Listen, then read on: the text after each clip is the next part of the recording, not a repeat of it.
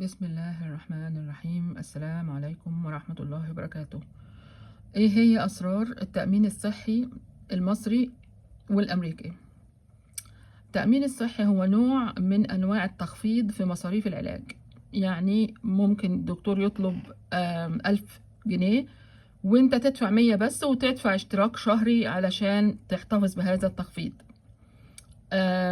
من الاسرار بقى بتاعته، عرفتها طبعا، انا عايشه في امريكا مده طويله. انه مع الاسف الاغنياء بس هم اللي هيقدروا يدفعوا الاشتراك الباهظ في السعر علشان يحتفظوا بكل المميزات، سواء الاجهزه الحديثه او الاجهزه او الادويه الحديثه.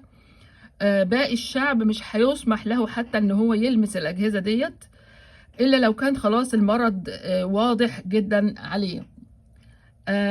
مصر في مرحله تجربه. ربنا يحمينا بقى من الفساد ونكمل على خير.